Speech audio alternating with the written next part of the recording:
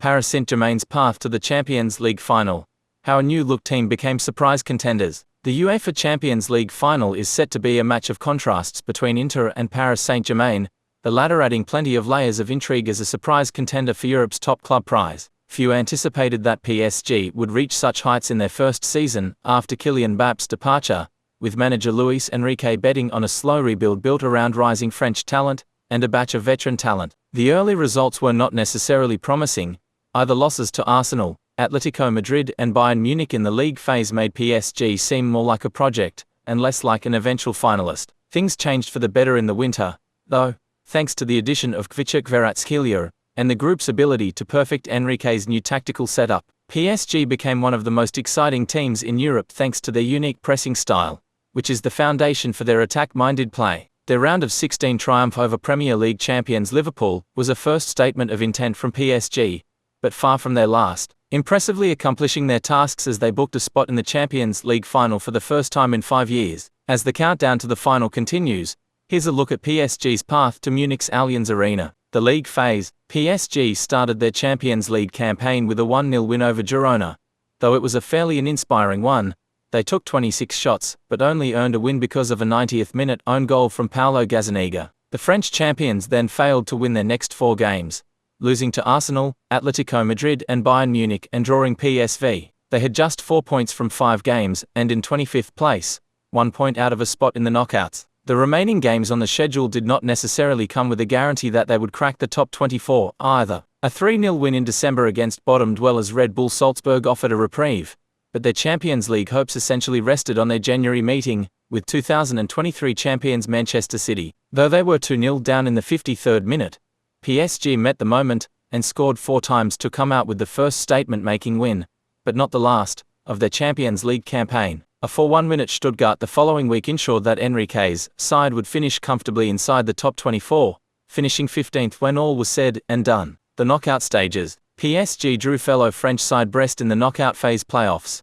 which offered a fresh start of sorts after a challenging league phase. The results spoke for themselves though Brest were one of the surprise stories of the league phase. PSG won the tie 10-0 on aggregate with Ousmane Dembélé and Vitinha each scoring twice in the tie and Kvaratskhelia bagging his first European goal for his new club. The lopsided nature of their tie against Brest was followed up by an incredibly stiff test against Liverpool in the round of 16. PSG lost 1-0 at home to the in-form Reds, but Enrique's side fully outplayed them, using that momentum to level the aggregate score at 1-1 just 12 minutes into the return leg at Anfield thanks to Dembélé. The two teams then went toe-to-toe until the tie was settled in a penalty shootout, which PSG went on to win 4-1. PSG then took on Aston Villa, led by their former manager, Unai Emery, in the quarter-finals, the English side making a deep run in their first Champions League campaign in 4 decades. Enrique's group picked up a 3-1 advantage in the first leg at home, and were up 5-1 in the tie by the half-hour mark at Villa Park in the second leg. Villa then nearly staged a comeback with 3 goals, but PSG came out on top with a 5-4 aggregate win. Enrique's side faced yet another English team in the penultimate stage of the competition,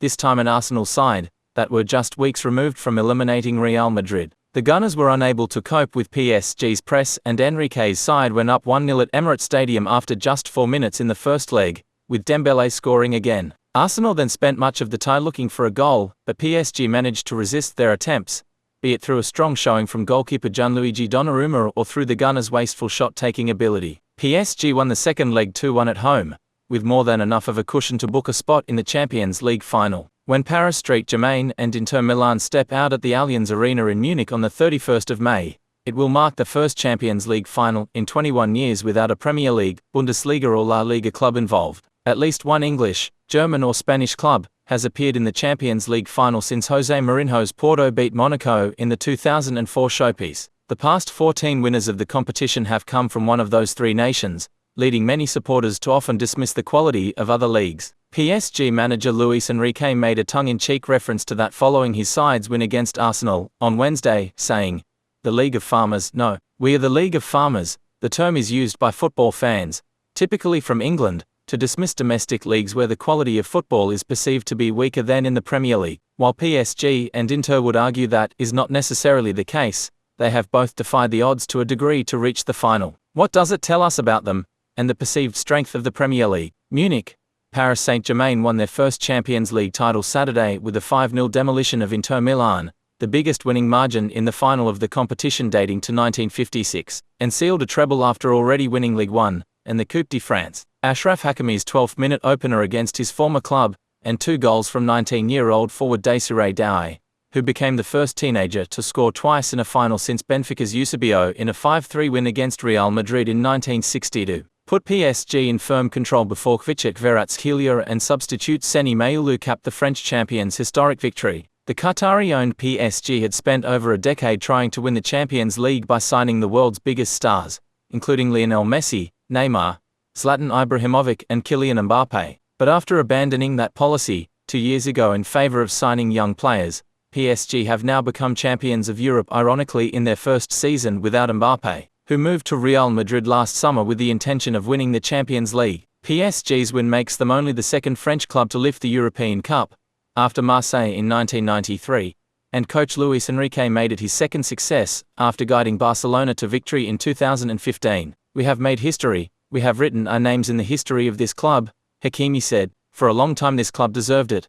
We are very happy. We have created a great family." Luis Enrique is the man who has changed everything at PSG. Since he came here, he has changed the way football is seen. He is a loyal man.